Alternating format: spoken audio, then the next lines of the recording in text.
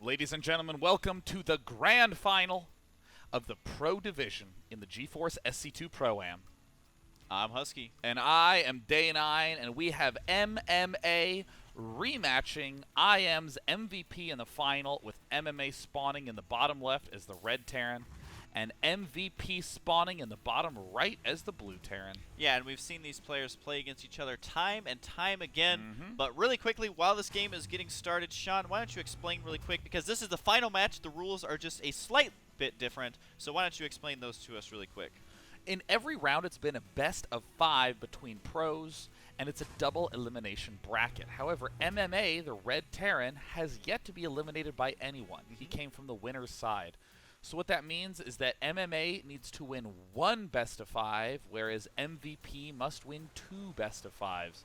And MVP has won 3 GSLs. MVP has won 3 GSLs. MMA has only received 2nd in GSL.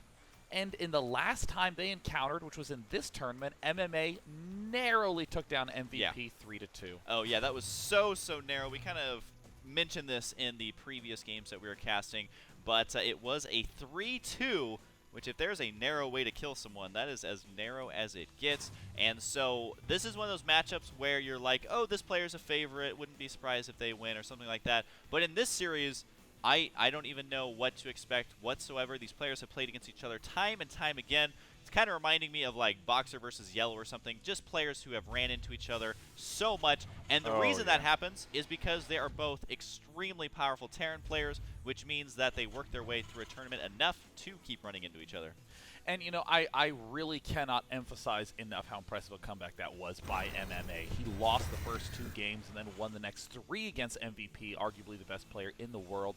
And in Terran vs. Terran, that is so crazy and dynamic. I'm really excited to see what these players have in store. It looks like MMA is doing the straight-up Slayers build, getting the very, very fast factory, the very fast second gas, likely going to see some Hellion aggression early on. Maybe Cloaked Banshees, but considering he is from Team Slayers, the Blue Flame Hellion seems a little tad more likely. MVP going for the 1 barracks early expand himself, and now we do see, wow, look at that. It's going to be a really fast starport. Is that Tech Lab going to come down? The suspense is killing me. It'll be an add-on for sure. That's why you build them right next to each other. He keeps selecting it. It looks and like he's gonna. Again. We don't know what's gonna happen. Gonna, he needs to hurry up and build that add-on if he's going to do it. And there it goes. Tech Lab. Wow.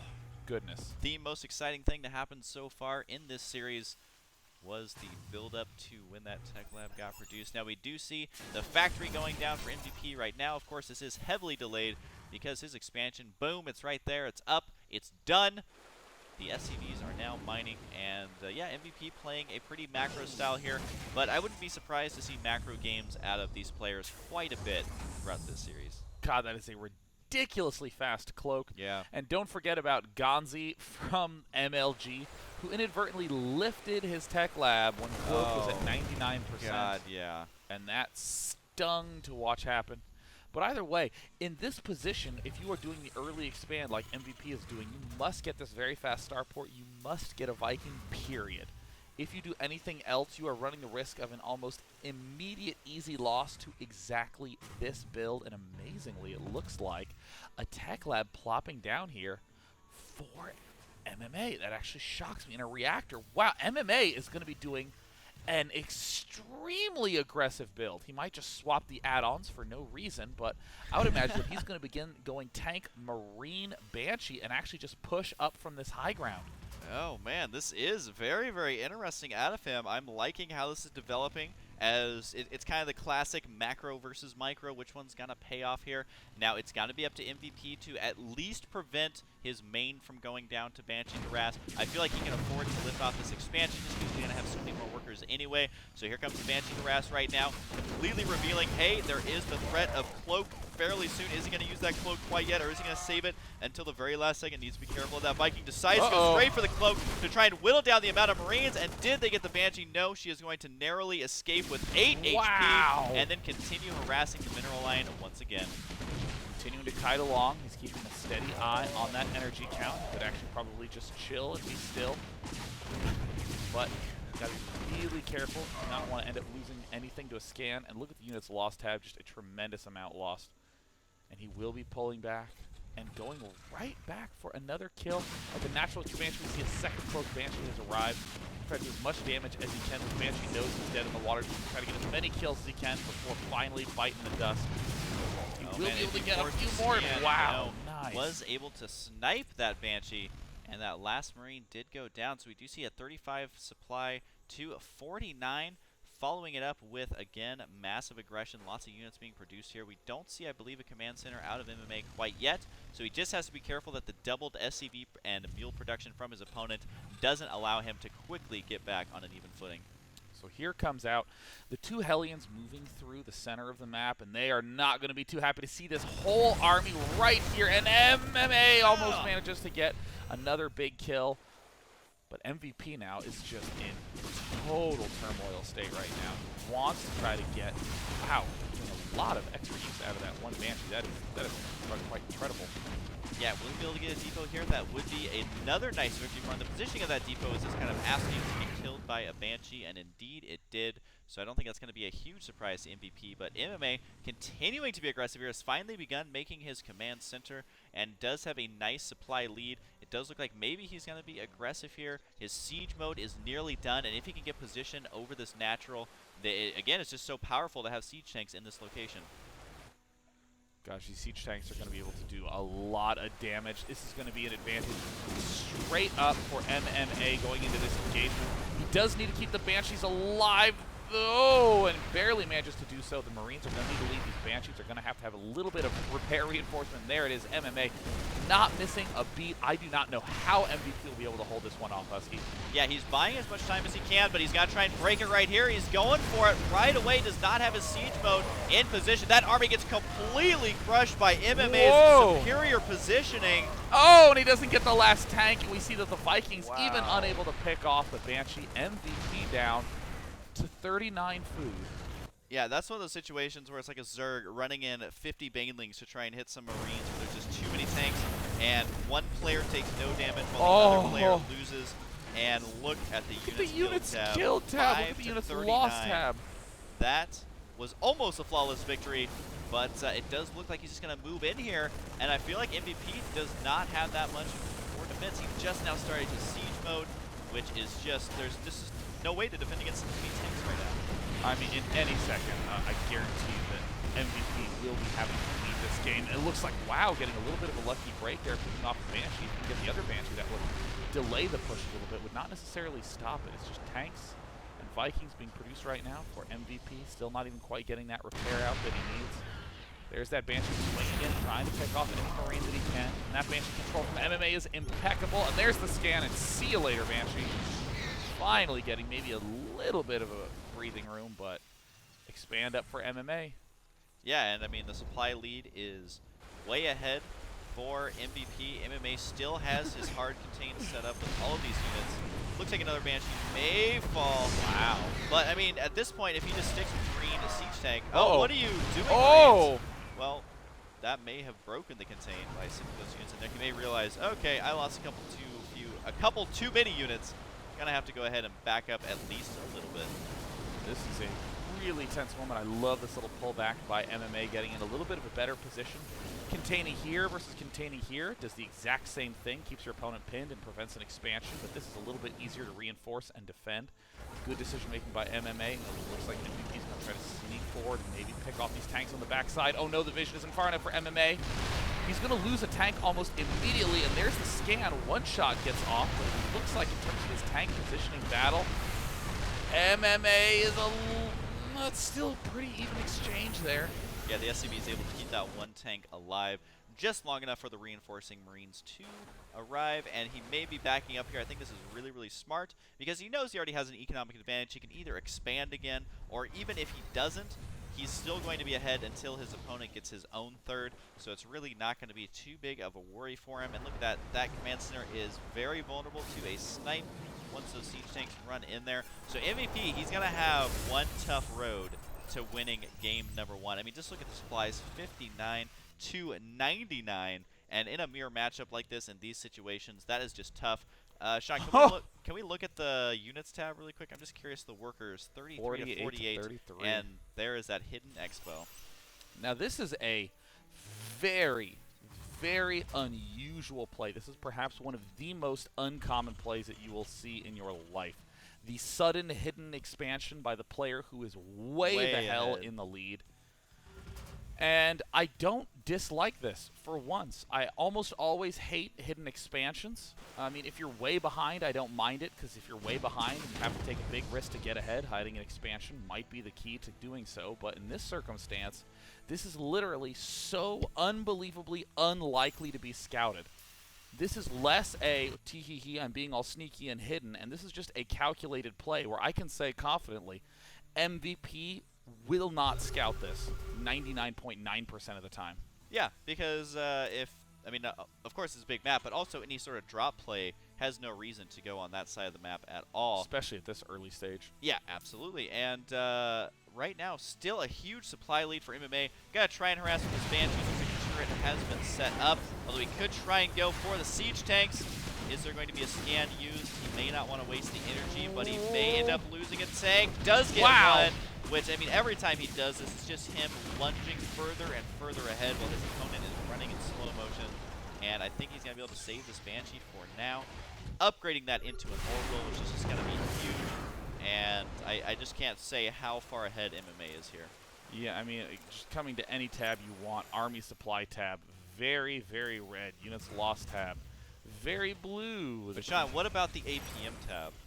APM tab, you know, Blizzard reformulated how the APM tab works. Yeah. So I don't actually know what these APMs mean anymore.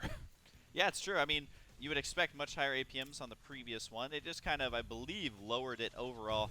But the APM tab, not really that useful for anything, especially when you're watching top players compete. I mean, it's just all about the decision making rather than how fast you're spamming 1-2-1-2. And especially if no one has any idea how that's computed. I did 10 actions, but Blizzard counted 2 of them, and I don't know why. All right, here comes a drop inside the main base. Positioning of this, look at this on the left side. These bunkers, or barracks, excuse me, most likely have to lift off with a massive drop inside the main, trying to take out these production facilities. Now, if MVP can somehow clean this up very one-sidedly, he may be okay.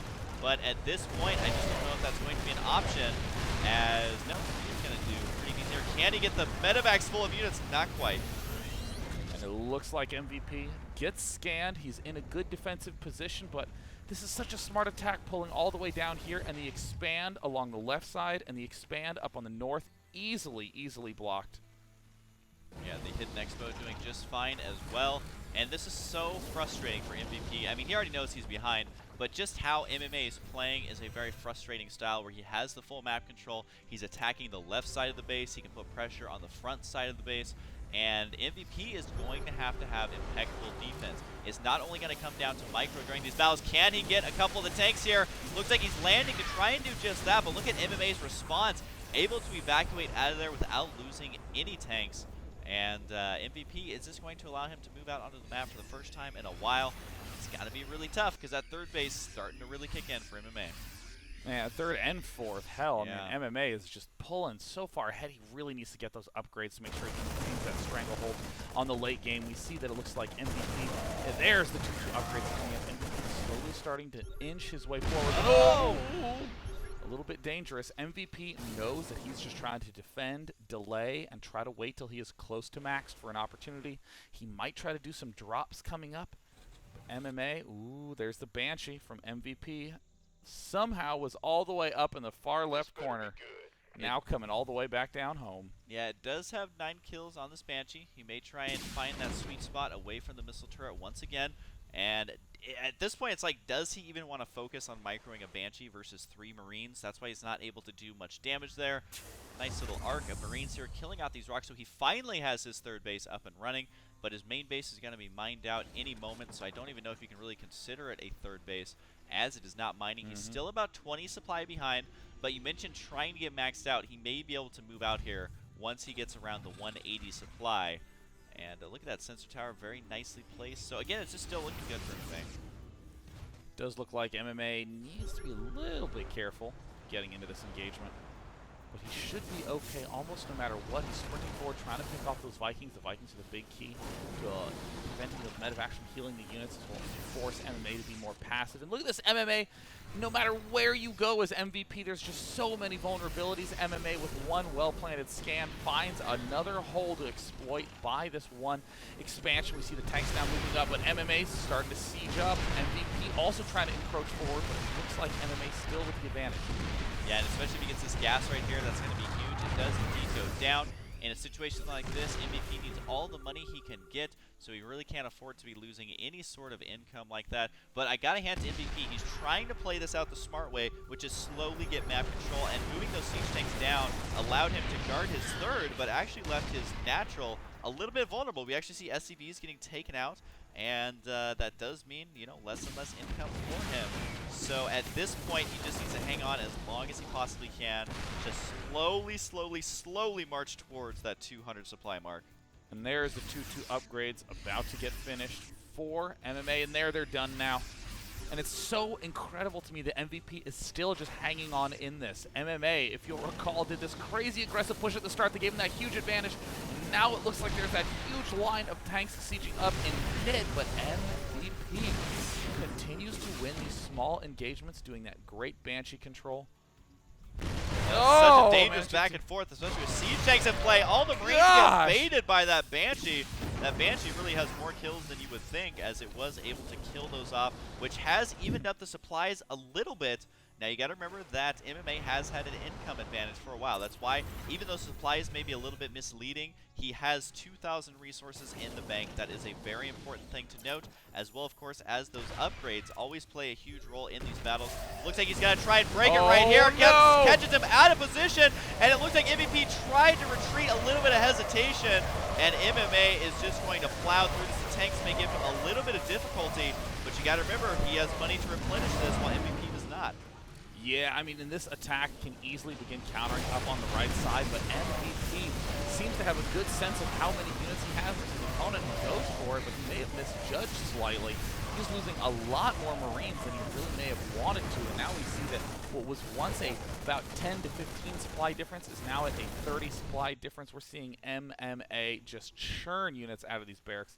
Has 6 barracks with reactors. He has 3 factories churning out units, and it's 1 less of both of those unit counts, or those unit production station counts, over in MVP's base.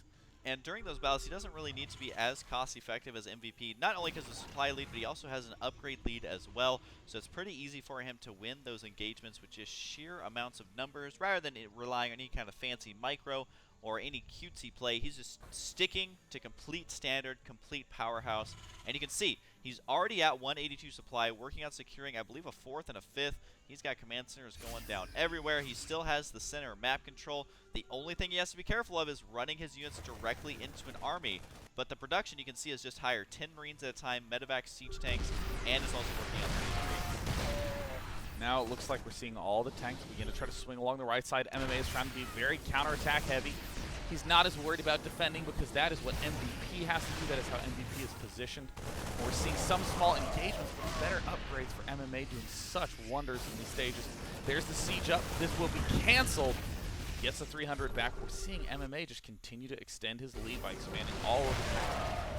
That's exactly what he should be doing. I love the expansion in the top right side, as really there's just no way to lock all these down unless you can do a lot of drops. But if he's doing these drops, he doesn't have the huge army he needs to defend. But it does look like he's able to get 1 drop inside the main base. 2 medevacs full of units going directly for those supply depots to try and prevent any more reinforcements, although his opponent is already nearly maxed out. And we do see a major engagement on the right side. It looks like MMA is going for it. He has a huge concave, amazing micro, able to clean that up with virtually no losses. And MVP, even though his drop went unchecked for so long, he needs something to prevent this from killing him off right now. And it looks like having some tanks at the backside, MVP's been fighting all game long, might be out of options at this point. You see tanks continuing to push forward. Yeah, he managed to stay alive for now, but MMA just has total map domination. Has orbital commands just thrown down willy-nilly. And now we even see that this right expansion is completely vulnerable. The top right base is getting morphed to a planetary. It is done. A redrop by MVP to try to get a little bit more of a lead. But man, Husky, look at this aggression. Oh, absolutely. This is exactly what MMA needs to do if he wants to seal out this game anytime soon, as well as the expand, of course, very good. The SCVs are getting pulled off the line. It looks like this is MVP throwing all his cards on the table. Can he do anything here? He was able to clean up these tanks, but more reinforcing Marines for MMA may be just enough to push this back, as the medevac advantage for MMA really starting to shine in these battles. Now marching towards the natural. I would expect a GG any second. There it is. And good game from MVP as he leaves this game. MMA playing a solid game from start to finish. His super aggressive opening. It's very weird to look at a game at the 30-minute mark and be like, oh yeah, remember that super aggressive opening that felt like it was in the last game? No, that was in this game. And he was able to take that lead all the way to a victory.